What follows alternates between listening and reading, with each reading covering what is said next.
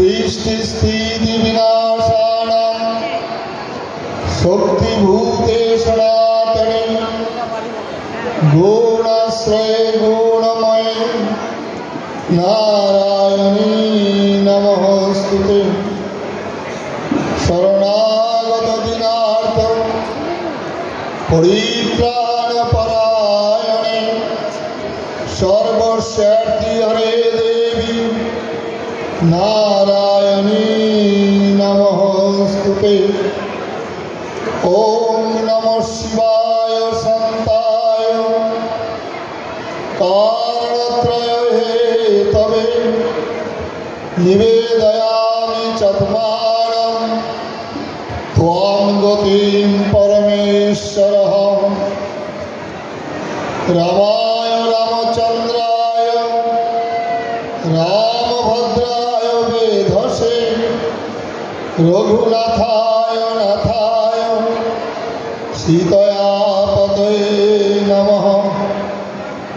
वसुदेवसुतं देवं कंसचाणूरमर्दनं देवकी परमानन्दं कृष्णं वन्दे जगद्गुरुम्।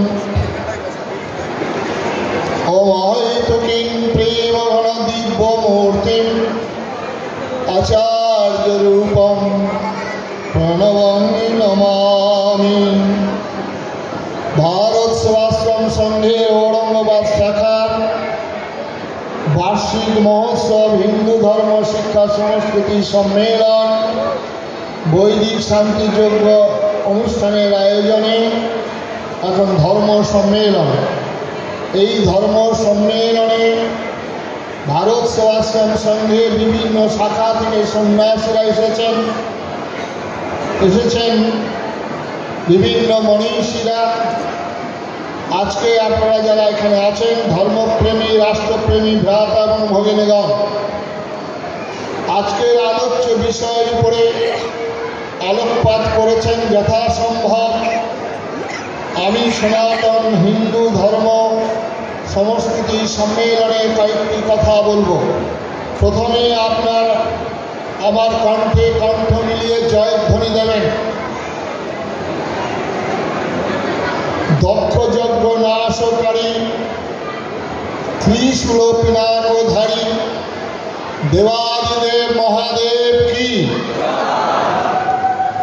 রক্ষবংশ ধ্বংসকারী ধনুর্বাণধারী ভগবান রামচন্দ্র কি। ধর্মরাষ্ট্রের সংগঠনকারী সুদর্শন চক্রধারী ভগবান শ্রীকৃষ্ণ কি। আচার্য স্বামী প্রণবানন্দজি মহারাজ কি। ভারত সেবাশ্রম সংঘ কি। সনাতন হিন্দু ধর্ম কি। আমাদের ধর্মের নাম সত্য সনাতন হিন্দু ধর্ম, এটা জানা দরকার। প্রথমত সনাতন হলেন চিরন্তন শাশ্বত। সনাতন হচ্ছে অপৌরুষীয়, আগে ছিল বর্তমানে আছে ভবিষ্যতেও থাকিবে, তাহাকে বলা হয় সনাতন। এ সম্পর্কে আপনাদের ধারণা সম্মুখ হওয়া দরকার। আগে ছিল বর্তমানে নেই, তাহলে সেটাকে বলা হয় পুরাতন। বর্তমানে আছে আগে ছিল না, সেটাকে বলা হয় নতুন। তো এই সনাতন ধর্মকে বলা হয় শাশ্বত চিরন্তন। এই ধর্মের কোনো স্রষ্টা নেই। অন্যান্য ধর্মমতগুলি স্রষ্টা হচ্ছেন তাদের সন তারিখ দিয়ে তাদের স্রষ্টার নাম আপনারা জানেন। যেমন বৌদ্ধ ধর্মের স্রষ্টা, যেমন শিখ ধর্মের স্রষ্টা, যেমন জৈন ধর্মের স্রষ্টা, যেমন আপনাদের খ্রিস্টান ধর্মের স্রষ্টা, ইসলাম ধর্মের স্রষ্টা। এক একজন স্রষ্টা এবং তার মতবাদকে সেটাকে বলা হয়েছে তাদের ধর্ম, এবং সেই স্রষ্টার দিন ক্ষণ তারিখ দিয়ে বলা যাবে আজকে যীশু খ্রিস্টের ধর্মের সৃষ্টি। আপনারা আজকের তারিখ আজকের সময় দিয়ে বলতে পারবেন। তাহলে স্বামীজি সনাতন ধর্মের স্রষ্টা। অনাদি অনন্ত কাল থেকে হাজার হাজার মুনি ঋষিরা তপস্যা করেছেন, তপস্যা করে সত্যকে উপলব্ধ করেছেন। কি পশু থেকে মানুষ হবে, মানুষ থেকে কী করে দেবতা হবে, তার যে ধ্যান ধারণা, তার যা নীতি নিয়ম, সেটাই হচ্ছে সত্য সনাতন ধর্ম। একটা কমপ্লিট মানুষ তৈরি করার যে পথ, সেটা হচ্ছে সনাতন ধর্ম। সুতরাং এই সনাতন ধর্ম সম্পর্কে আপনাদের জানা দরকার। আরেকটি কথা জানা দরকার, ধর্ম কখনো বহু হয় না, এটা খুব বিভ্রান্তকর কথা। ধর্ম হচ্ছে একটি, সমগ্র বিশ্বের মানুষের জন্য, সমগ্র বিশ্বের যে কোনো মত অবলম্বী, যে কোনো পথ অবলম্বী, যে কোনো বৃত্তিধারী, তার জন্য ধর্ম হচ্ছে একটি। আর একটা হচ্ছে অধর্ম। এই ধর্ম এবং অধর্মের কখনো মিলন হয় না, এটা জানা দরকার। আজকে বর্তমান পরিস্থিতির পরিপ্রেক্ষিতে হিন্দু সমাজকে বিভ্রান্ত করেছেন যারা, সেই কথাগুলি একে একে তুলে ধরব। তাহলে আমাদের জানা দরকার ধর্ম হচ্ছে একটি, আর একটা হচ্ছে অধর্ম। ধর্ম কি? আমাদের মনুসংহিতায় তার সুন্দর কথা বলেছেন। 10টা লক্ষণের কথা বলা হয়েছে। 10টা লক্ষণ হয়তো আপনারা সবাই পালন করতে পারবেন না, বুঝতে পারবেন না। সেই 10টা লক্ষণ থেকে 5টা করা হয়েছে। অহিংসা, সত্য, অস্তেয়, শৌচ, সংযম এবচ এতৎ প্রত্যং সমাসিকম পঞ্চম ধর্ম লক্ষণম। আচার্য স্বামী প্রণবানন্দজি মহারাজ অহিংসাটাকে বাদ দিয়েছিলেন, কারণ এই অহিংসা নিয়ে আমাদের শাস্ত্রে বিস্তর আলোচনা হয়েছে। এক একজন মহাপুরুষ এক এক সময় এক এক রকম কথা বলে বিভ্রান্ত করেছেন।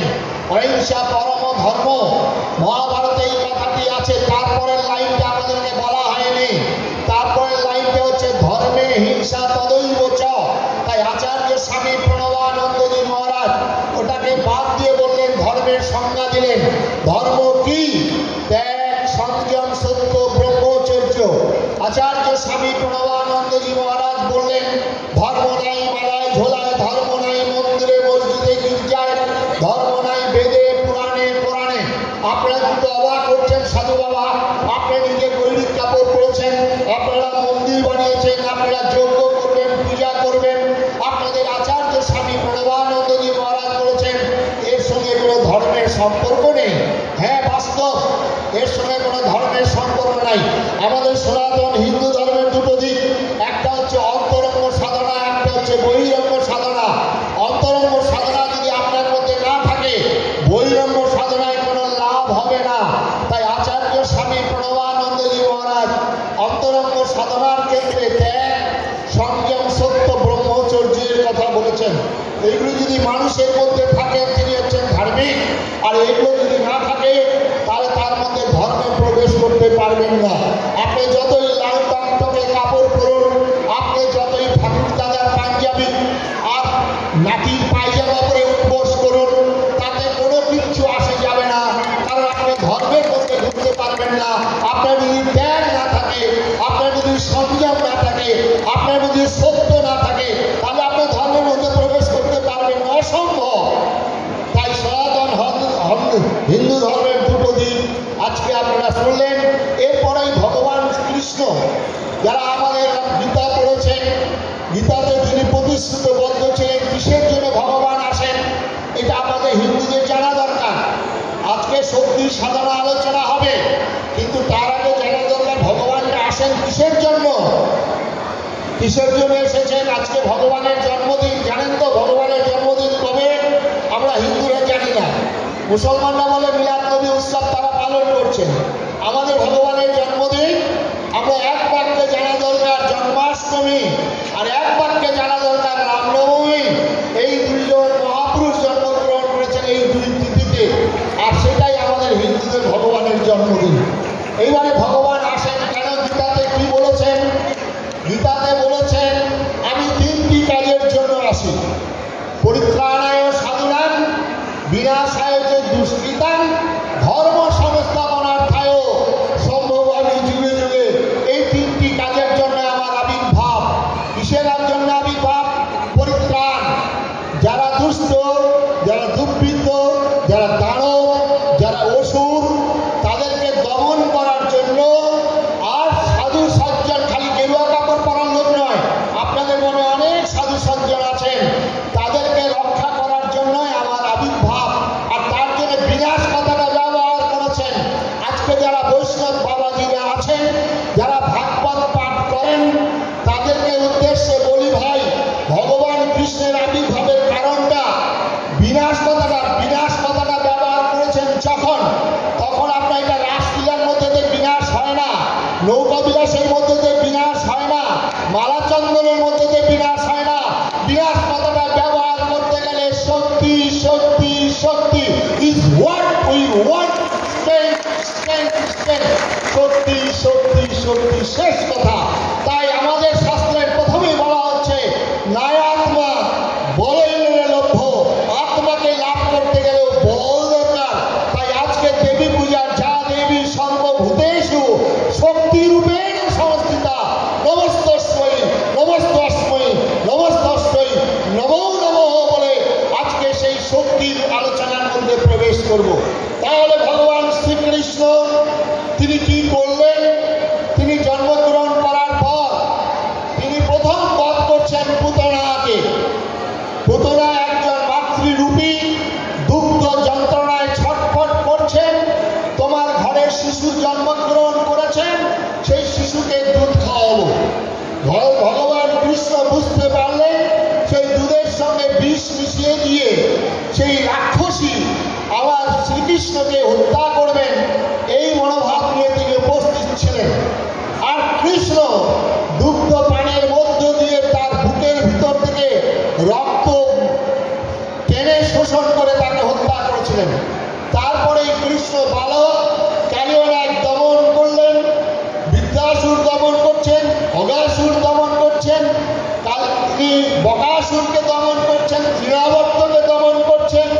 এইবারে কৃষ্ণ বৃন্দাবনে যারা বলেন এটা মাধুর্য লীলা, যারা বলেন এটা মধুর লীলা, যারা বলেন এটা হচ্ছে অপ্রাকৃত লীলা, তাদের উদ্দেশ্যে বলি ভাই, বৃন্দাবনে ভগবান কৃষ্ণের স্বয়ং প্রকাশ হয়েছিল বৃন্দাবনে।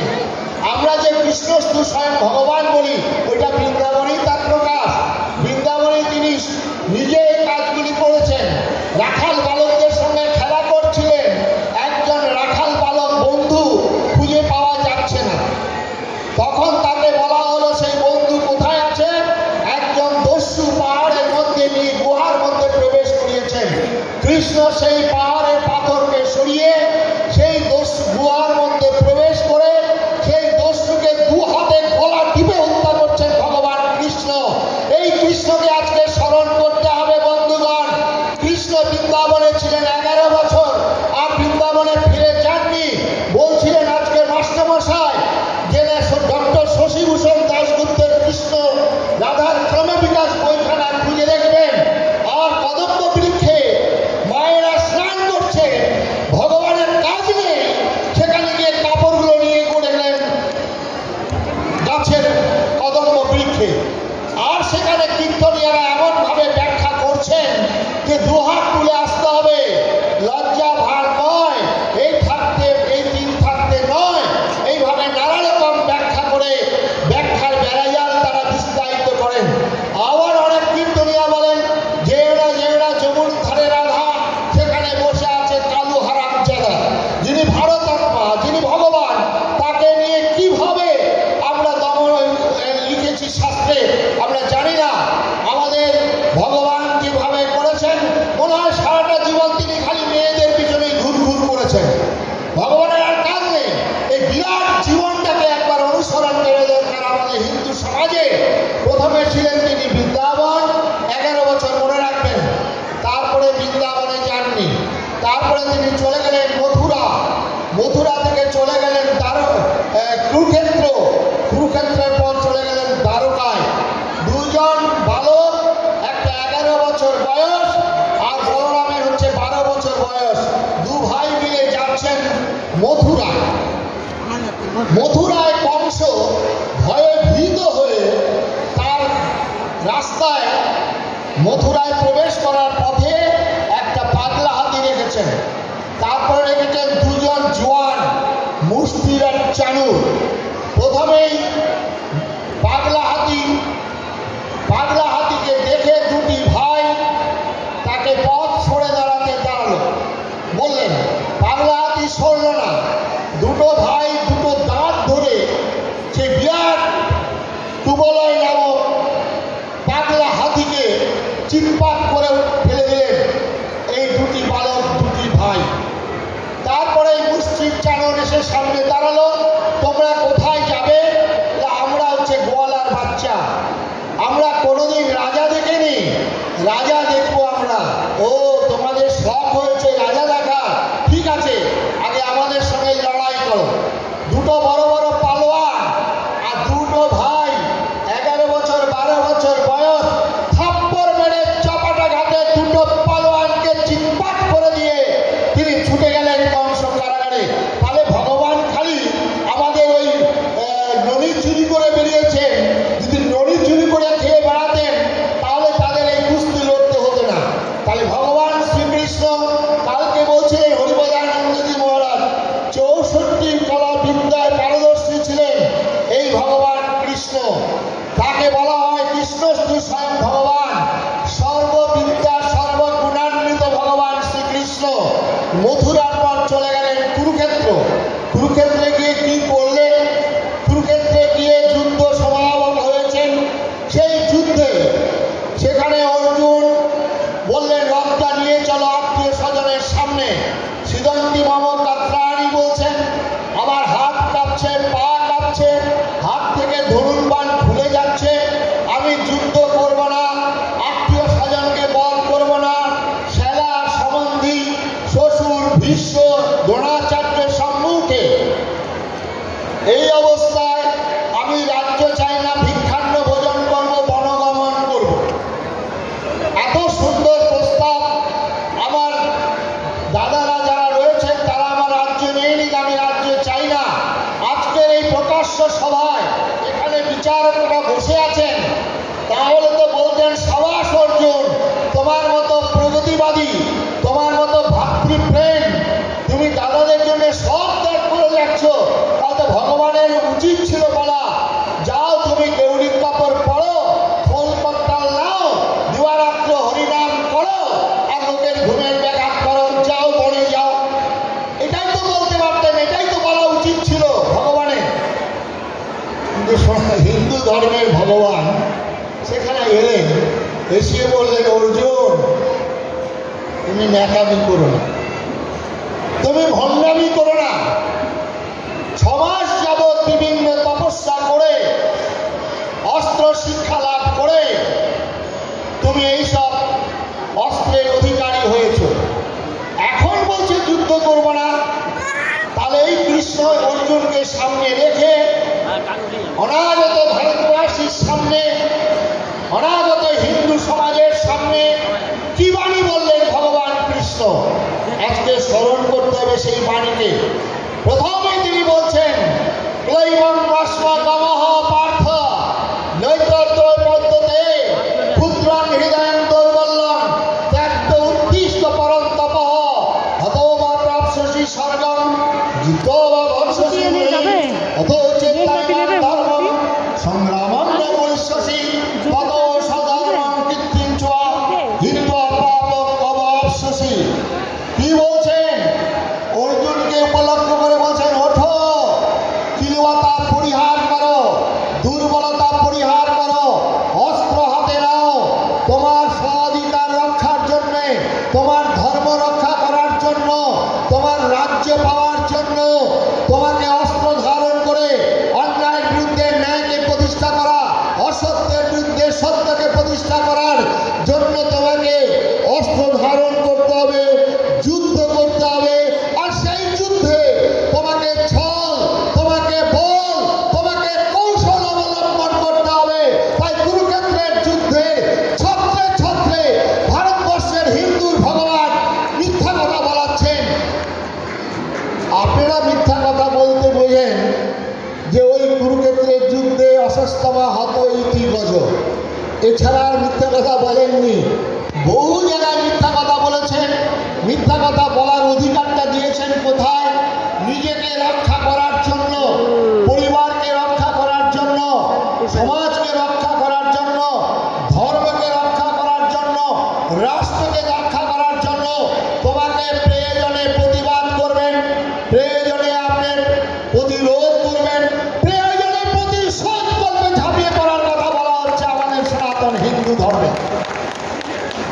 তাই ধর্ম থেকে, ভগবান কৃষ্ণের জীবন থেকে শিক্ষা আজকে গ্রহণ করার সময় এসে গেছে। ভগবান রামচন্দ্র, যে রামচন্দ্রের জন্মদিন সারা ভারতবর্ষে অভূতপূর্ব সারা জয় শ্রীরামের ধ্বনিতে আকাশ বাতাস মুখরিত রয়েছে। এই জয় শ্রীরাম, জয় শ্রীরাম, জয় শ্রীরাম। কিন্তু বন্ধুগণ, বিনম্র নিবেদন করব, রামচন্দ্রের জীবন থেকে শিক্ষা গ্রহণ করার জন্য যারা রাজনীতি করেন, যারা হতাশাগ্রস্ত মানুষ, তাদের উদ্দেশ্যে বলবো, ভাই, সেদিন রামচন্দ্র রাজা হবেন, রাজ্যাভিষেক তৈরি, সমস্ত অযোধ্যা নগরী উদ্বেলিত, রাজকুল পুরোহিত চলে এসেছেন, রাজমুকুট তৈরি, রামচন্দ্র বসে আছেন অভিষেকের প্রতীক্ষায়। এমন সময় সংবাদ এলো, পিতা কেন আসছেন না এই আনন্দ যজ্ঞে? তোমার পিতা মনক্ষুণ্ণ, যৌবনে তোমার পেজ মাকে কৈকেয়ীকে দুটি বর দিতে চেয়েছিলেন, সেই বর দুটি চেয়ে নিয়েছেন এখন, তাই তিনি আসতে পারবেন না। তোমার 14 বছরের বনবাস, আর ভরত হবেন রাজা, তাই নাকি? এই কথা বলার সঙ্গে সঙ্গে রামচন্দ্র তার রাজ পোশাককে খুলে সমস্ত অযোধ্যা নগরীর আবেদন নিবেদনকে উপেক্ষা করে খালি পায়ে পদব্রজে তিনি যাচ্ছেন বনবাসে। কি অপূর্ব জীবন! যিনি রাজা হবেন, অযোধ্যা নগরী তার সঙ্গে, কুলপুরোহিত তৈরি, এই সংবাদ পিতার সত্য রক্ষার জন্য বনভ্রমণ করছেন। নিদারুণ কষ্ট, ভাই বৈমাত্রীয় লক্ষণ মায়ের কাছে গেছেন অনুমতির জন্য। আজকে হলে বলতে পারতেন, তোর দাদার শখ হয়েছে, তোর তাতে কি? ভরতের সঙ্গে হাত মিলিয়ে কি রাজ্যে ভোট কর, এটাই তো বলা স্বাভাবিক। হিন্দুর জীবন এবং আদর্শ, কিভাবে ভাতৃপ্রেম, ভাইয়ের সঙ্গে দাদার কি অপূর্ব সম্পর্ক, সেই সম্পর্ক রামায়ণ। চললেন লক্ষণকে বলছেন, আজ থেকে তোমার দাদা হবেন তোমার পিতা, হাসিতে খেলিতে ঘুরিতে ফিরিতে সদা সর্বদা রক্ষা করবে তোমার দাদাকে। লক্ষণ দাদার সাথী, স্ত্রী মা সীতা, তাকে রামচন্দ্র বলছেন, তুমি হচ্ছেন রাজদুহিতা কন্যা, রাজকন্যা, তোমার খালি পায়ে হাঁটতে পারবে না, বিপদ। সেখানে খাট পালং নেই, বিছানা, সেখানে দাস দাসী নেই, সেখানে গাছের তলায় পাতার উপরে শুয়ে থাকতে হবে, ফলাহার করতে হবে, রাত্রিতে সুনিদ্রা হবে না, কখনো বাঘ সিংহ বিভিন্ন সাপতকুল তোমাকে আক্রমণ করতে পারে। এ হেন সীতাকে বোঝাচ্ছেন স্বামী, আর সেই সঙ্গে সঙ্গে সীতা বলছেন, না, আমি যাব তোমার সঙ্গে, পতির পুণ্যে সতীর পুণ্য, তুমি আমাকে বিয়ে করেছ, যদিদং হৃদয় তব তদিদং হৃদয় মম, অগ্নিকে সাক্ষী রেখে আমি সেই সীতা, আমি তোমার সঙ্গে যাব। এই হচ্ছে হিন্দু ধর্ম। বিবাহের এখানে প্রমাণ, বিবাহটা ইংরেজিতে ট্রান্সলেট করলে হবে না, ম্যারেজ। বিবাহটা বিশেষভাবে বহন করা, সহধর্মিণী, অর্ধাঙ্গিনী, এটাই হচ্ছে আমাদের শাস্ত্রীয় ব্যাখ্যা। সুতরাং স্ত্রীর সঙ্গে স্বামীর কি সম্পর্ক, স্বামীর সঙ্গে ভাইয়ের কি সম্পর্ক, পিতার সঙ্গে পুত্রের কি সম্পর্ক, অপূর্ব রামায়ণে। এই রামায়ণ থেকে শিক্ষা গ্রহণ করতে হবে। জয় শ্রীরাম বলে আকাশ বাতাস মুখরিত করলাম, ঠিক আছে, কিন্তু রামচন্দ্রের আদর্শকে আমাদের জীবনে, আমাদের পরিবারে, আমাদের সমাজে গ্রহণ যদি করতে না পারি, তাহলে রামের এই শ্রীরাম বৃথা হয়ে যাবে। ভগবান রামচন্দ্র বনবাসে কি দুর্দিন তার,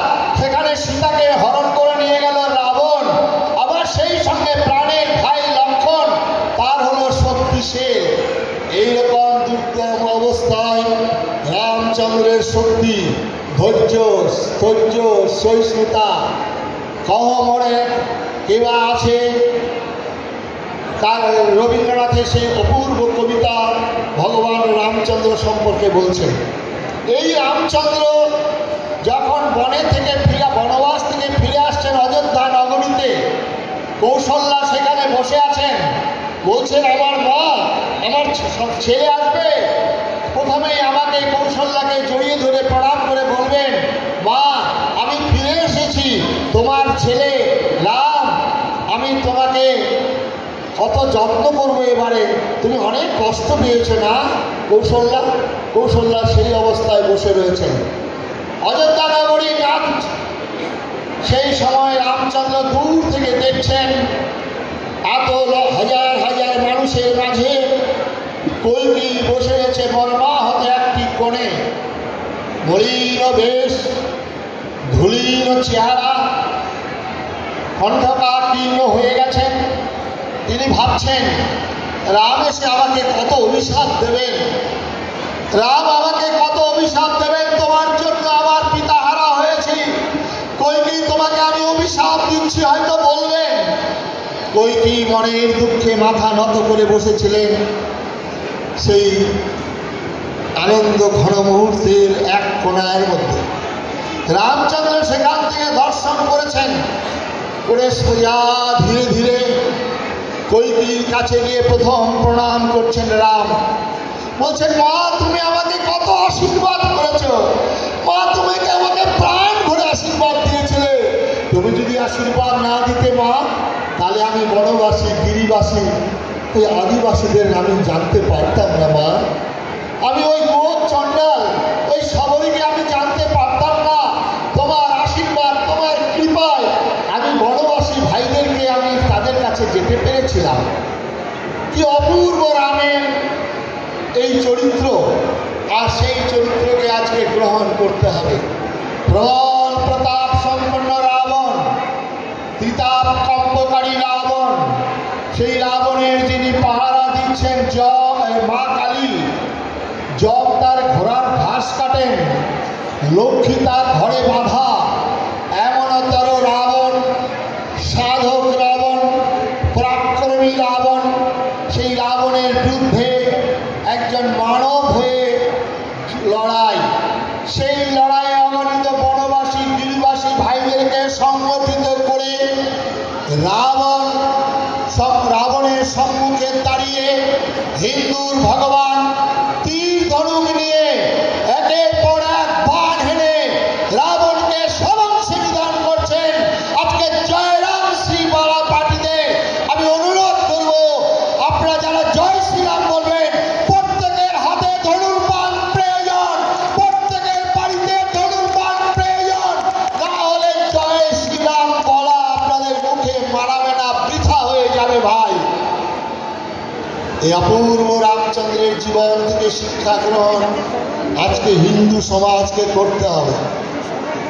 এরপরেই আমি আসব বাংলার ইতিহাসে।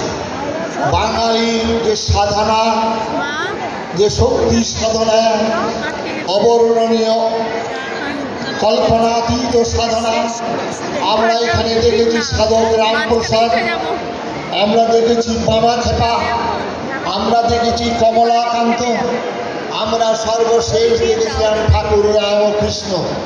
এই মাতৃ সাধনা, বাংলার নিজস্ব সাধনা, বাংলা এবং বাঙালি তার মাকে আপন করে নিয়েছেন।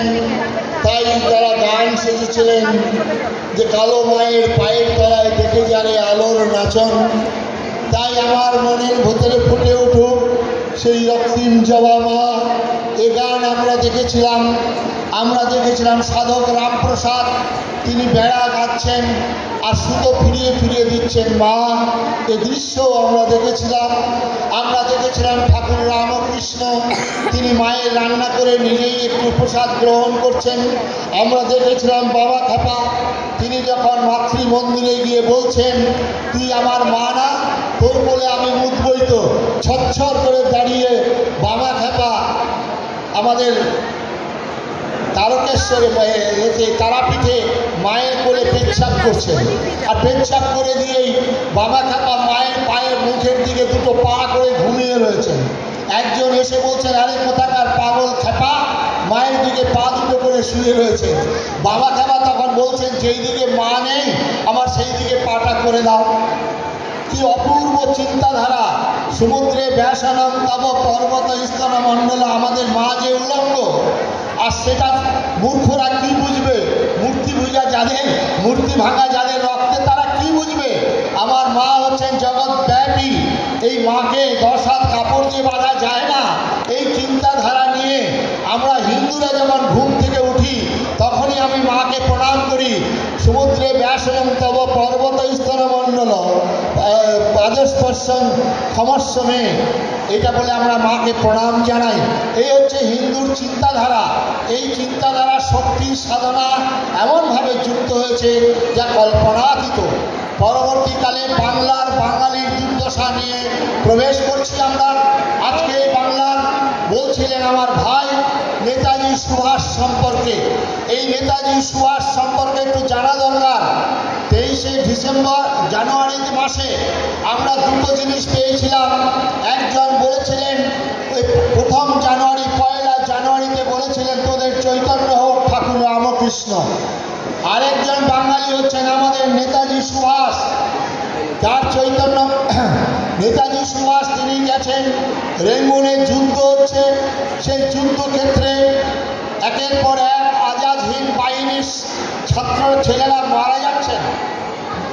এমন সময় একটি ছাত্রের তার দেহ থেকে সমস্ত রক্ত বেয়ে যাচ্ছে।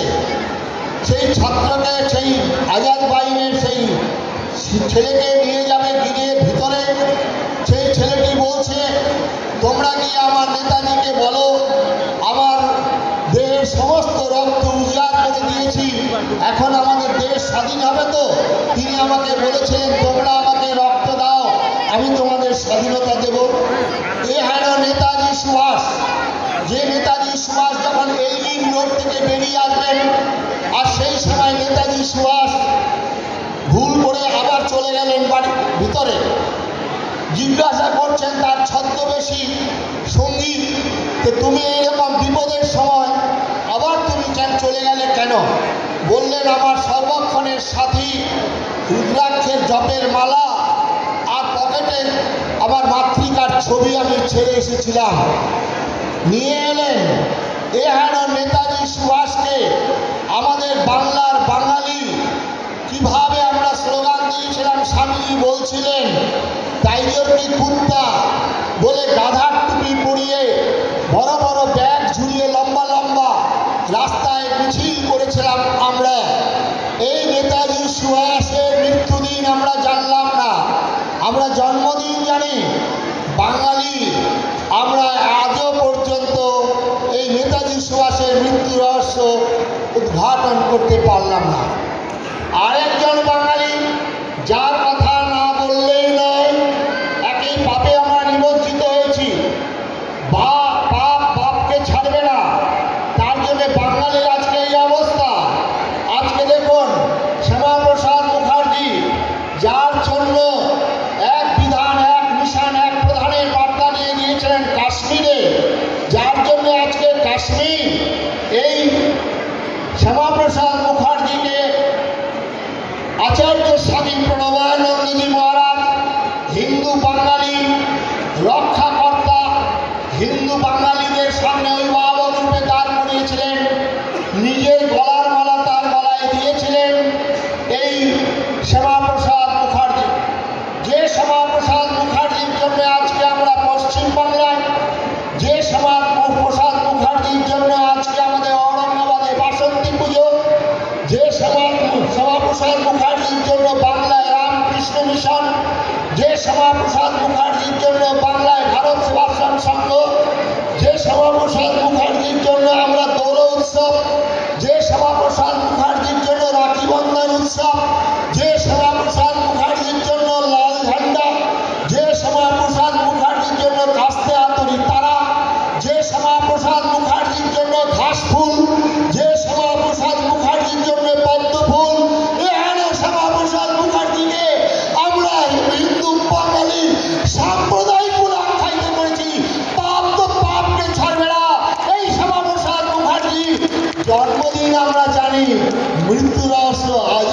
বাঁচাতে পারলাম না, পাপ।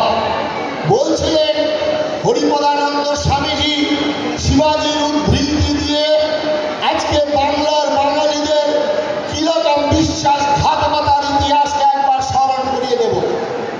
যে ইতিহাস যখন ওই লাইটাস বিল্ডিং এর অলিন্দে বিনয় বাদল দীনেশ অসম লড়াই করছেন, আর সেই সময় আমার নরেন গোসাই ধরিয়ে দিচ্ছেন বুড়িবালাম নদীর তীরে যুদ্ধ জাহাজ এসে পৌঁছেছে, সেই যুদ্ধ জাহাজটি যদি ঠিক মতো আসতো তাহলে আমার বাংলার ইতিহাসকে পরিবর্তন হয়ে যেত।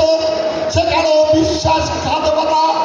আজকে এই বিশ্বাসঘাতকতা বাঙালির ইতিহাস, যে বাঙালি কোনোদিন মাথা নত করেনি, যে বাঙালি শিল্পে সাহিত্যে শিক্ষায় দীক্ষায় ধর্মে পৃথিবীর শ্রেষ্ঠ আসন অধিকার করেছিল, সে বাঙালির মাথাকে আজকে ধুলায় লুণ্ঠিত করে দিয়েছিলেন। আজকে বুদ্ধদেব ভট্টাচার্য শেষ মুখ্যমন্ত্রী, তারপরে যিনি একজন পায়ের নখ থেকে মাথার চুল মিথ্যায় ঢাকা এমনতর একজন মুখ্যমন্ত্রীকে বাংলায় গ্রহণ করলেন বাঙালি। আজকে স্বাধীনতার পর যারা বিশ্বাসঘাতকতা করেছিলেন ওই দুইজন, যার নাম বলেছিলেন একজন জওহরলাল নেহেরু, বলেছিলেন demand for Pakistan it is fantastic nonsense. আরেকজন, তাকে অনেকে মহাত্মা বলে অভিহিত করেন, আমি সন্ন্যাসী, আমি মহাত্মার পরবর্তী বিন্দুরাত্মা বলে সেটা বলার আমার পক্ষে উচিত নয়, কিন্তু আমি মহাত্মা বলবো না, আমি গান্ধীজি বলবো। আমার বাংলার, আমার ভারতবর্ষের জাতির জনক ভগবান রামচন্দ্র হবেন। কোন দুঃখে ওই আমরা গান্ধীজিকে আমাদের জাতির জনক বলবো বন্ধু? যিনি বললেন demand for Pakistan it is fantastic nonsense, যিনি বলছেন incoming Pakistan shall come on my dead body. আমরা ইতিহাস জানা সত্ত্বেও আমরা বাংলার বাঙালি। সেদিন জওহরলাল নেহেরু ওই দিল্লির লাল কেল্লায় লাল পতাকা তুলছেন, লাল কার্পেটের মধ্যে দিয়ে হেঁটে যাচ্ছেন। দিল্লির মানুষ আলোর রোশনাই চালিয়ে আলোয় আলোয়ময় করেছেন। আর জওহরলাল নেহেরুর লেডি মাউন্ট ব্যাটেনের হাত ধরে আনন্দবাজার পত্রিকায় ছবি বেরিয়েছিল, মনে রাখবেন। কি মনের আনন্দে লাফাতে লাফাতে উঠলেন লাল কেল্লায়। 1 ঘন্টা 45 মিনিট ঐতিহাসিক বক্তব্য রেখেছিলেন, কিন্তু জওহরলাল নেহেরু একবারও উচ্চারণ করেননি। যারা 14 পুরুষের ভিটা মাটি ছেড়ে, যারা শিয়াল কুকুরের মতো পালিয়ে এসেছিল, যারা বলেছিল গোলা ভরা ধান, যারা বলেছিল কণ্ঠ ভরা গান, যাদের জন্য আন্দামান জেল, যাদের জন্য আমরা দেশ স্বাধীন পেলাম, তাদের কথা একবারও উচ্চারণ করেননি এই জওহরলাল নেহেরু। ভারতবর্ষের সর্বপ্রথম কুলাঙ্গার অমাবস্যার অন্ধকারে আমাদের ভারতীয় জাতির মাথাটা নত করে দিয়েছিলেন এই জওহরলাল নেহেরু। বাংলার ইতিহাস, সেই ইতিহাসে আজকে আপনারা জানলেন ধর্ম, হিন্দু, সংস্কৃতি, সংস্কৃতি কথাটা এখানে আছে। সংস্কৃতি সম্পর্কে আপনাদের ধারণা দরকার। সংস্কৃতিটা হচ্ছে কালচার নয়। সব কিছুতে আমরা ইংরেজিতে ট্রান্সলেট করি, আর অনেক স্বামীজিরা খুব ইংরেজি পছন্দ করেন। সব ইংরেজিতে ট্রান্সলেট করলে হবে না বন্ধু। যেমন বিবাহটা ইংরেজিতে ট্রান্সলেট করলে ভুল হবে, যেমন ধর্মটা ইংরেজিতে ট্রান্সলেট করলে রিলিজিয়ান ভুল হবে। ধর্মটা কখনো ইংরেজিতে ট্রান্সলেট করা যাবে না।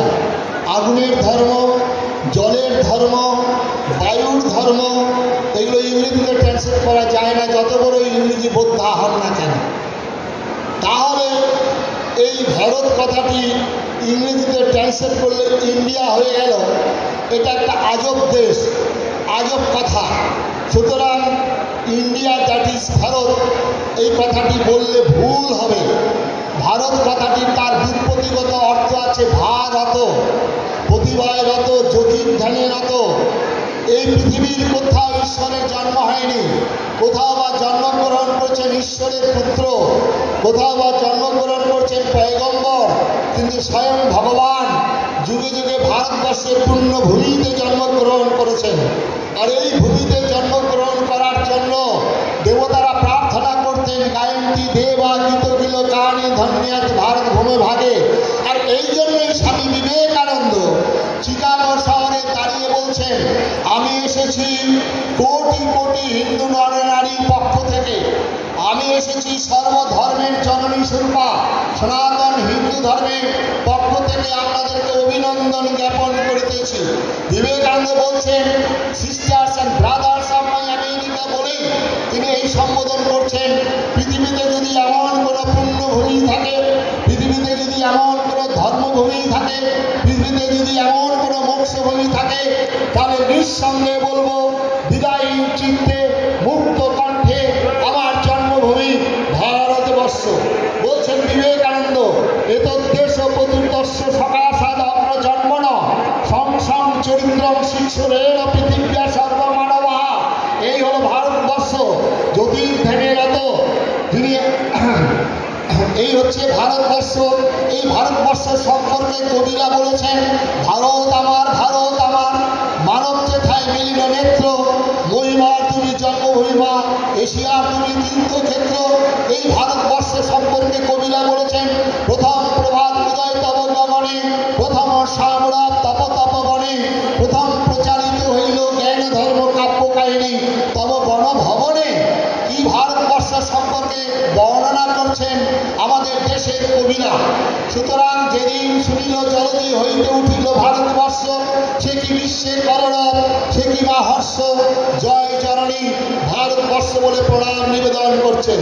এই ভারতবর্ষকে আর্য অনার্য বলে আমাদের মধ্যে ভুল বার্তা দিয়েছিলেন। এই ভারতবর্ষের একমাত্র সনাতন ধর্মের মানুষই আমরা ভারত মা বলে এখানে সম্বোধন করেছি।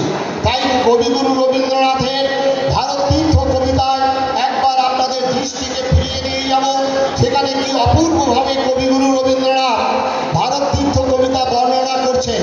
হে মোর চিত্ত পূর্ণ তীর্থ জাগরে ধীরে, এই ভারতের মহামানবের সাগর তীরে, হেথায় দাঁড়ায় তুবাহু বাড়ায় নবীনর দেবতার কথা বলেছেন। উদার ছন্দে পরমানন্দে বন্দনা করি তারে, ধ্যান গম্ভীর এই যে ভূধর নদী জপমালা ধৃত প্রান্ত, হেথায় হেড় পবিত্র ধরিত্রীরে, এই ভারতের মহামানবের সাগর তীরে। এই ভারতবর্ষটাকে ইটকাট পাথরে বললে হবে না। এই ভারতবর্ষ ধ্যান গম্ভীর এই যে ভূধর, এই নিয়ে চিন্তা করতে হবে। ভারতবর্ষের জন্মগ্রহণ করে ভারতবর্ষকে যদি আপনি ভ্রমণ না করেন, তাহলে আপনার জন্মটা বৃথা হয়ে যাবে। তাই ভারতবর্ষে জন্মগ্রহণ করে ভারতবর্ষের এই সংস্কৃতির সঙ্গে যুক্ত হবেন। আর এটাকে কালচার বললে ভুল হবে, কারণ কালচার তো সেরিকালচারও আছে, কালচার তো এগ্রিকালচারও আছে, কালচার তো ব্লাড কালচারও হয়। সেই কালচার আর এই কালচার সম্পূর্ণ ভিন্ন ভাই। তাই এই কালচারে আসতে গেলে ইন্ডিয়ান ট্র্যাডিশনকে ফলো করতে হবে। একজন ম্যাক্স মুলার বলছেন, একটি প্রদীপ চালিয়ে তার ঠাকুরমা রামায়ণ পড়ছিলেন। যেমন ঋষির পুত্র দস্যু রত্নাকর দিবারাত্র ডাকাতি করিত বনের ভিতর, ফিরে এসেছেন। আবার তার সেই নাতনি তিনিও সেই প্রদীপ চালিয়ে রামায়ণ পড়ছেন। এটাই হলো ইন্ডিয়ান ট্র্যাডিশন। সুতরাং এই সংস্কৃতি সম্পর্কে সম্যক ধারণা থাকা দরকার আপনাদের। আজকে কার্তিক মহারাজ আজকে সম্পর্কে দাঁড়িয়ে এখানে আমি আজকে রাজনীতির কথা হয়তো আপনারা শুনছেন, কিন্তু হ্যাঁ, কেন কার্তিক মহারাজ সন্ন্যাসী, তিনি তো ধর্মের কথাই বলবেন, তিনি তো শিক্ষা নিয়ে, তিনি তো সেবা নিয়েই থাকবেন, অতি উত্তম কথা। কিন্তু যখন আমি দেখি আমাদের এই মুর্শিদাবাদ জেলার একজন বিধায়ক, তিনি বললেন 70% আর 30% 2 ঘন্টার মধ্যে ভাগীরথীতে ভাসিয়ে দেব।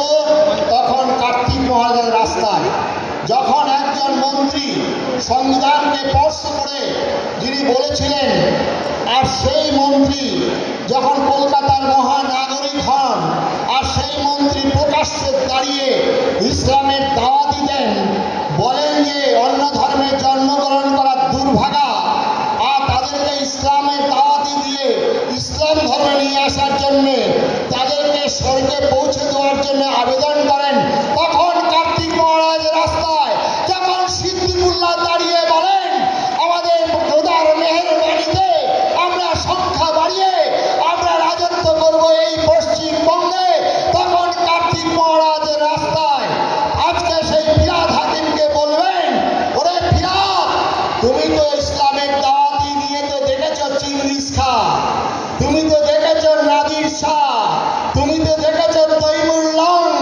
তুমি তো দেখেছ ঔরঙ্গজেব। ওই ফিরাদ হাকিম, আজকে পূর্ব বাংলা, আজকে বাংলাদেশে কিভাবে তোমার ইসলামিক দাওয়াতি মূর্তি ভেঙে গ্রামের পর গ্রামের আগুন জ্বালিয়ে আমাদের মা ভাই বোনদেরকে নিরারণীয় অত্যাচার ধর্ষণ করছে। মা কেঁদে কেঁদে বলছেন, ওরে এরা 14 বছর বয়স, আমার মেয়েটি ছোট্ট, তোমরা এক করে যাও। আজকে চিন্তা করবেন না বাঙালি, আজকে হিন্দু বাঙালি চিন্তা করবেন না কিসের জন্য দেশ ছেড়ে চলে এসেছিলেন, কিসের জন্য এই স্বাধীনতা। আজকে যারা ওই আন্দোলনের কথা বলছিলেন, আজকে সেখানে গেলে চোখের জল বেরোবে। আজকে যারা হাসি মুখে ফাঁসি কাছ থেকে চুম্বন করেছিলেন, যারা বুকের তাজা রক্ত ঝলকে ঝলকে নিয়ে নিয়েছিলেন, যারা ফাঁসি কাছ থেকে চুম্বন করে বলেছিলেন ওই ব্রিটিশকে দেখা ভয়, ও ভয়ে কম্পিত না আমার হৃদয়। আজকে বিনয় বাদল, দীনেশ ক্ষুদিরাম, নেতাজি সুভাষ, বিবেকানন্দ, প্রণবানন্দ আত্মাগুলো কাঁদছে। তারা এমন স্বাধীনতা তারা চাননি, এমন স্বাধীনতার জন্য তারা প্রাণ বিসর্জন করেননি। মা, আজকে সমগ্র বাংলার বাঙালি আজকে মাথা উঁচু করে দাঁড়ান। নবীন সূর্য আবার উদিত হচ্ছে, আর সেই সূর্যের আলো গ্রহণ করার জন্য দরজা খুলে জানলা খুলে সেই আলোকে প্রবেশ করতে দিন। আপনিও সেই সূর্যের নতুন আলোতে স্নাত হয়ে নিজের জীবন জনমকে ধন্য করুন, নচেত কোথায় যাবে। আমাদেরকে কত ভুল শেখানো হলো, বলা হলো যে আমরা নাকি চৈতন্য মহাপ্রভুর দেশের মানুষ। খুব ভালো কথা, চৈতন্য মহাপ্রভুর জীবন এই অঞ্চলে যারা বৈষ্ণব সাধক আছেন, বৃন্দাবন দাস বিরচিত চৈতন্য ভাগবত খানা একবার খুলে দেখবেন। সিংহ রাশি, সিংহ লগ্ন, সিংহ পুরুষ চৈতন্য মহাপ্রভু সেদিন নবদ্বীপের 9টি দ্বীপ থেকে মানুষকে সংগঠিত করছেন। কাজী তার ধর্ম বন্ধ করে দিয়েছেন, কীর্তন হবে না। মহাপ্রভু সেদিন মশাল হাতে নিয়ে কাজীর লৌহ কপাটকে পদাঘাতে ভেঙে দিয়ে ছুটছেন কাজীর দরবারে। এই মহাপ্রভুকে স্মরণ করবেন। আয় আয় কাঠ ঝাঁটিয়ার মাথা, কোথায় গেলে কাজী বেটা, আজ এ ভুবন করিব নির্জীবন। মহাপ্রভু আহ্বান করছেন, ধর কাজী, মার কাজী, আয় আয় আয় আয় সুদর্শন চক্র, ঘর ঘর রবে, কোথায় তবে। আহ্বান জানাচ্ছেন। আজকে হিন্দু বাঙালিদের এই মহাপ্রভুকে স্মরণ করার জন্য অনুরোধ করবো। সময় পাবেন কিনা জানি না। আগামী এই চৈতন্য মহাপ্রভু পরবর্তীকালে আমাদেরকে নিয়ে আসা হলো স্বামী বিবেকানন্দ ঠাকুর রামকৃষ্ণ। খুব ভালো কথা, বিবেকানন্দের বাণী আমরা সবাই মুখস্থ করেছি। যদিও বিবেকানন্দের 60 সালের আগে বাণী এবং রচনা 5ম খণ্ড বইখানা আর খুঁজে পাবেন না। কারণ পরবর্তীকালে যে বিবেকানন্দ বলেছে সত্যের জন্য সব কিছু ত্যাগ করা যায়, অন্য কিছুর জন্য সত্যকে ত্যাগ করা যায় না, তারা অন্য কখনো কিছুর জন্য সত্যকেই ত্যাগ করে ফেলেছিলেন, বলেছিলেন আমরা রামকৃষ্ণাইট, আমরা হিন্দু নই। আর সুপ্রিম কোর্টের প্রধান বিচারপতি গালে থাপ্পড় মারলেন ঠাস ঠাস করে, তোমরা শালা মা কালী পুজো করো, তোমরা গেরুয়া কাপড় পরে সন্ন্যাসী হয়েছো, তোমাদের বিবেকানন্দ এই কথা বলছে, আর তোমরা বলছো আমরা হিন্দু নই, বলে থাপ্পড়টা মেরে দিয়েছিলেন। আর সেই বিবেকানন্দ যখন চিকাগো শহরে যাচ্ছিলেন, জাহাজে একজন পাত্রী সাহেব হিন্দু ধর্ম সম্পর্কে নিন্দা করছেন। ভালো করে মনোযোগ দিয়ে শুনবেন। বিবেকানন্দের বাণী আমরা জানিছি, বহু রূপের সম্মুখে তোমার ছাড়ি কথা খুঁজিছে ঈশ্বর, জীবে প্রেম করে এইজন সেইজন সেবিছে ঈশ্বর। আর এই বিবেকানন্দ যখন সাহেব নিন্দা করছেন হিন্দু ধর্ম সম্পর্কে, তখন আমাদের স্বামীজি বলছেন হিন্দু ধর্মের উদারতা, হিন্দু ধর্মের মহানতা, হিন্দু ধর্মের বিশ্বজনীন আদর্শ তুমি কিছুই জানো না।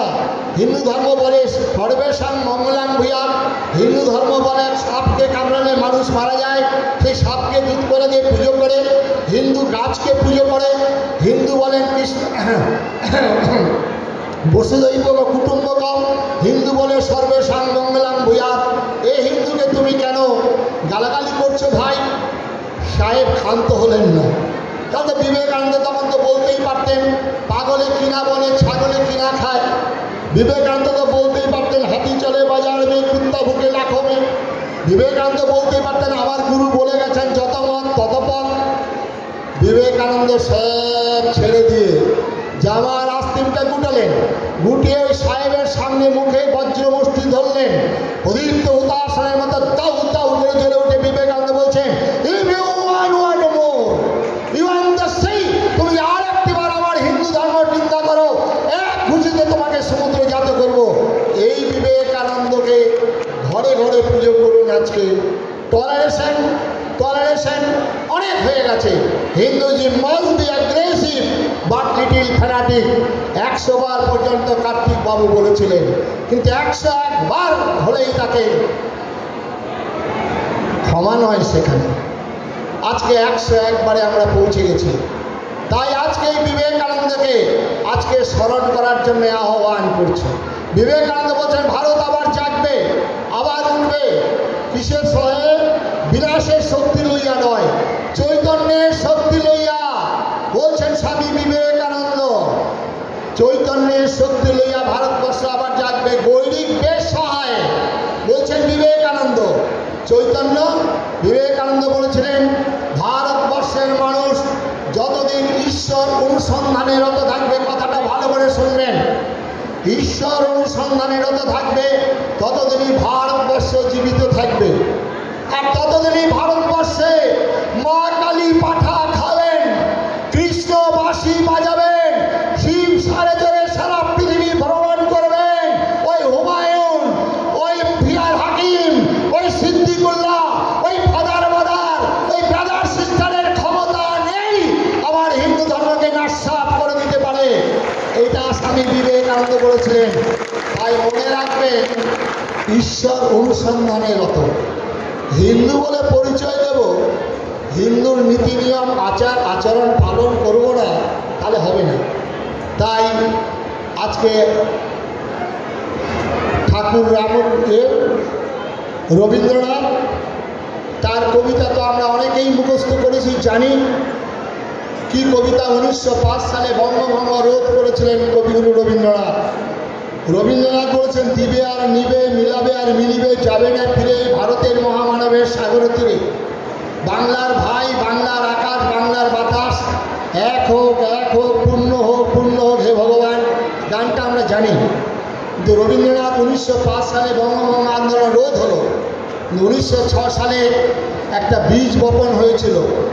সেই 1906 সালে সেই বীজটাকে সার দিলেন গান্ধীজি, সার দিলেন জওহরলাল নেহেরু, আর সার দিলেন হচ্ছে লম্বা লম্বা ব্যাগালওয়ারা, যারা শহীদ মিনারে বলেছিলেন পাকিস্তানের দাবি মানতে হবে তবে দেশ স্বাধীন হবে। এরা সার জল দিলেন।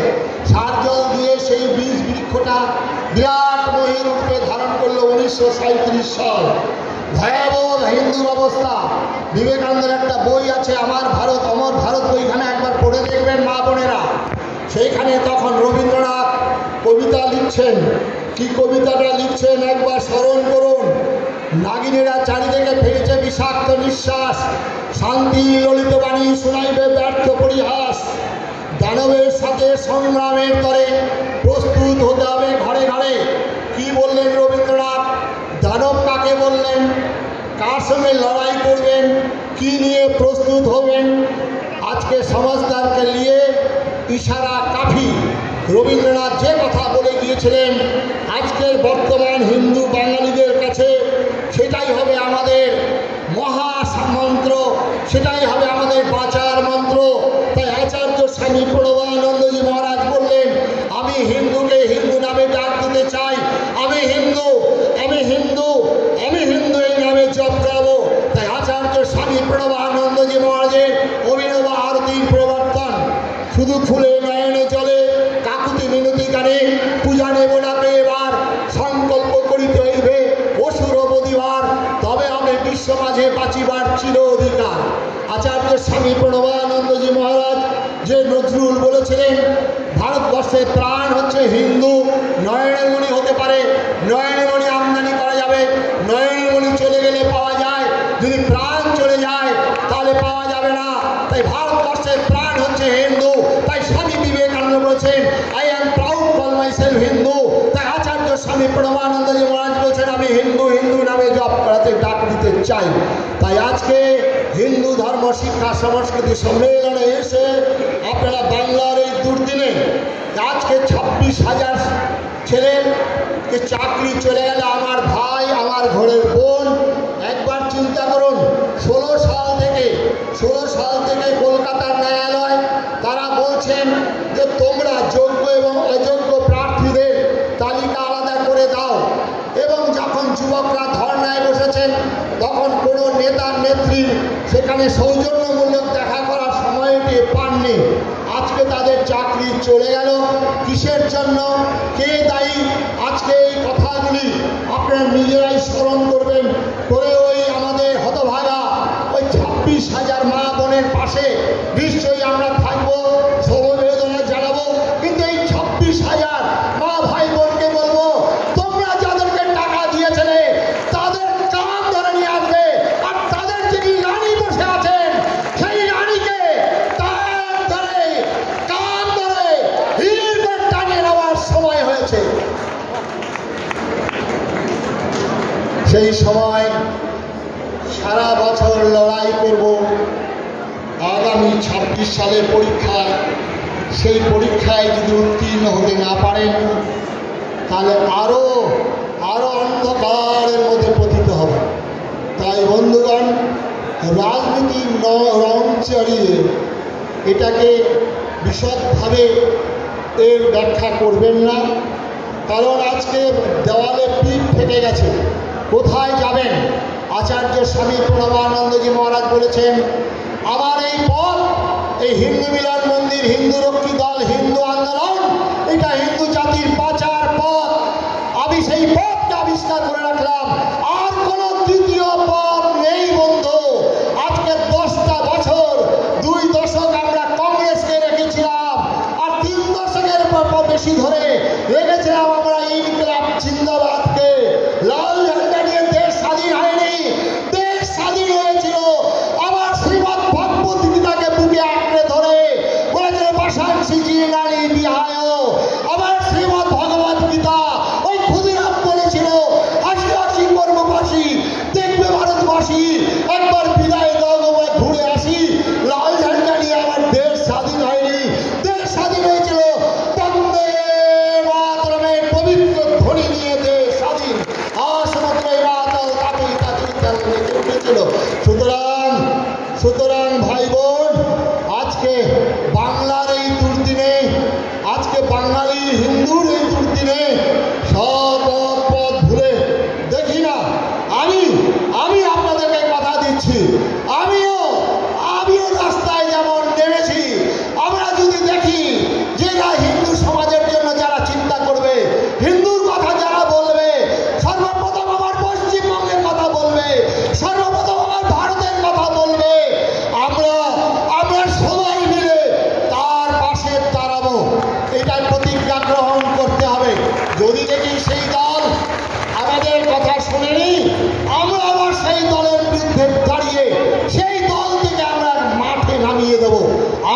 পারবো, আমরাই হিন্দু, আমরাই সন্ন্যাসী।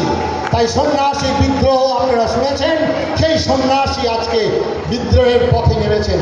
সুতরাং মা ভাই, আজকে এই দুর্দিনে আমরা আচার্য স্বামী প্রণবানন্দ, শঙ্করাচার্য, গুরু গোবিন্দ সিং, রানা প্রতাপ তারা পথ রেখে গেছেন। মায়েদের কাছে প্রার্থনা, মা আপনি একটু কাঁদুন, একটু প্রার্থনা করুন। না জাগিলে বঙ্গ লড়ে না, দেশও জাগে না, জাগে না। এই স্বামী বিবেকানন্দ বলছেন, আমার মা পাথরে পাথরে মাথা ঠুকে ঠুকে পেয়েছেন। আজকে যে আচার্য স্বামী প্রণবানন্দজি মহারাজের পাদমূলে এই আচার্যদেবের মা সারদা দেবী, বিষ্ণুচরণ ভূয়া পিতা অঝরে কেঁদেছিলেন শিব মন্দিরে, তাদের আকুল ক্রন্দনে নেমে এসেছিলেন স্বয়ং দেবাদিদেব মহাদেব। আচার্য স্বামী প্রণবানন্দ মাঘী পূর্ণিমা, বুধ বিনোদ প্রণব প্রণবানন্দ সৃষ্টি করেছেন ভারত সেবাশ্রম সংঘ। তাই মা বোন, পূর্ব দিগন্তের দিক চক্রবালের অন্তরাল থেকে বিনয় বাদল দীনেশ ক্ষুদিরাম নেতাজি সুভাষ বিবেকানন্দ প্রণবানন্দের আত্মাগুলো কাঁদছে। তারা পবিত্র মা পাচ্ছেন না, তাই তারা জন্মগ্রহণ করতে পারছেন না। মা আপনি একটু পবিত্র হন, একটু প্রার্থনা করুন, একটু কাঁদুন। জন্মদিন গুরু গোবিন্দ সিংহের মতো সন্তান, জন্মদিন রানা প্রতাপের মতো সন্তান, জন্মদিন শিবাজির মতো সন্তান যারা জন্মগ্রহণ করে বলবেন শির দুঙ্গা তো সার নাহি দুঙ্গা। কন্যাদের জন্মদিন, রানী রাসমণি, ওই আমার ঝাঁসির রানী, ওই দুর্গাবতী লক্ষ্মীবাইয়ের মতো কন্যারা যারা ব্রিটিশ সিংহের বিরুদ্ধে ঝাঁপিয়ে পড়েছিল, ওগো মা বোন, লাভ জেহাদের পাল্লায় পড়ে আমাদের বোনেরা আজকে বিকৃত হচ্ছেন, আজকে লাঞ্ছিত হচ্ছেন, ধর্ষিতা হচ্ছেন। তাই মা বোনরা যারা যাবেন ওই প্রাইভেট টিউটোরিয়াল হবে, যারা যাবেন মোবাইল রিসার্চ সেন্টারে, যারা যাবেন কম্পিউটার ট্রেনিং সেন্টারে, যারা যাবেন টিউটোরিয়াল হবে, তাদের ব্যাগের মধ্যে দরকার হলে আশীর্বাদপুত প্রণবানন্দজি মহারাজের ত্রিশূল রেখে দিন। না পারলে অন্তত লঙ্কার গুঁড়োর প্যাকেট, কোনো লম্পট, কোনো ব্যভিচার যদি আপনার সর্বস্ব হরণ করতে আসে, শিবাজির মতো তাকে আলিঙ্গন করে বা হাতটা সালোয়ার কামিজের তলায় ঢুকে জয় মা কালী, জয় মা ভবানী, জয় কুমার বলে বিধিয়ে দিন। চিরদিনের মতো লাম্পট্য ব্যভিচার ঘুচে যাবে। কোনো দিদি, কোনো দাদা আপনাকে রক্ষা করবে না, নিজেকে নিজে রক্ষা করতে হবে মা বোন। তাই স্মরণ করিয়ে দিই সীতার সেই লক্ষণ রেখা। আজকে আমাদের হিন্দু মা বোনরা সীতার লক্ষণ রেখা মানছেন না। পোশাকে পরিচ্ছদে, আহারে বিহারে, চলা ফেরায় আপনারা একটু ভারতীয় হন, আপনারা একটু হিন্দু হন, আপনি একটু সীতার লক্ষণ রেখা মেনে চলার চেষ্টা করুন মা। সেদিন একটা মা ঘুমিয়ে পড়েছিল, সেই মায়ের ঘুমের অপরাধে একটা যুবক অভিমন্যু, এত বড় বীর অভিমন্যু চক্রব্যূহ ভেদ করে প্রবেশ করতে পেরেছিলেন, কিন্তু মায়ের অপরাধে, মায়ের ঘুমিয়ে যাওয়ার জন্য সেই চক্রব্যূহ ভেদ করে বেরিয়ে আসতে পারেননি। একটি মায়ের অপরাধে আজকে বাংলার বাঙালি মা আপনাদের কাছে প্রণাম নিবেদন করি। আপনারা হন এক একজন দ্রৌপদী, ওই তার চুলকে আলাইদ করে রাখুন, আর গিয়ে বলুন ওরে ভোট ভিখারীদের ধিক ভীষ্ম, ধিক দ্রোণাচার্য, ধিক ভীম, ধিক অর্জুন। তোমাদের মতো স্বামী থাকতে, তোমাদের মতো এত বড় বয়োবৃদ্ধ ভীষ্ম থাকতে, তোমার মতো এরকম দ্রোণাচার্য থাকতে আমাকে উলঙ্গ করছে রাজ্যসভায়। কেঁদে কেঁদে বলুন বাঙালি মায়ের আজকে ওই ভোট ভিখারীদের বলবে বন থেকে জানোয়ার তুলে আনা যায়, জানোয়ারের বন থেকে বন তুলে ফেলা যায় না বন্ধু। সেটাকে আজকে বলবেন কি পাপে আমরা এসেছিলাম। আজকে সেই কথা বলার সময় হয়ে গেছে বন্ধুগণ। তাই হিরণ্ময়ানন্দ স্বামীজি সর্বত্র একটা কুকুরের গল্প বলে বক্তব্য শেষ করতেন। অনেকে আমাকে নিষেধ করেছেন, কিন্তু আজকে কুকুরের থেকেও আরও নিচে নেমে গেছি। আজকে বড়লোকের বাড়িতে অ্যালসেশিয়ান কুকুর, বড় বড় কুকুর পোষা থাকে, তারা মশারির তলে থাকে, লোভ্যচস্য খায়, ফ্যানের হাওয়া ছাড়া তাদের ঘুম হয় না। এই অ্যালসেশিয়ান ইন বিটুইন পলিটিশিয়ান। আর পাড়ার গ্রামের ওই নেড়ে কুত্তাগুলো আপনাদের ফেলে দেওয়া দুমুঠো অন্ন খেয়ে জীবন ধারণ করে।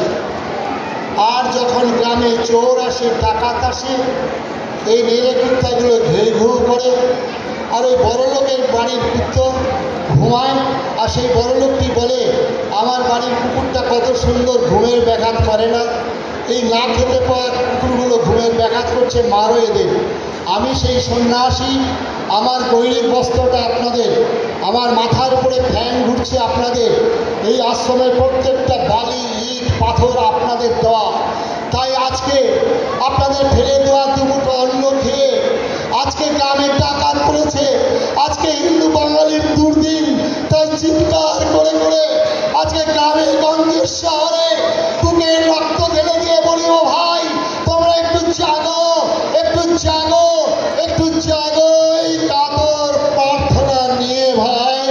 তাই আবার একবার ডাক দিতে যাই বিদায় নেবার আগে, এই প্রদীপ্ত উদাসনের মতো দাও দাও করে চলে প্রমাণ করে দাও, আমরা হিন্দু বাঙালি, আমরা আজও মরিনি, মরিনি, মরিনি, মরিনি। দুর্গমগিরি কান্তার মরু দুস্তর পারাবার লঙ্ঘিতে হবে রাত্রিতে হিন্দু বাঙালিরা।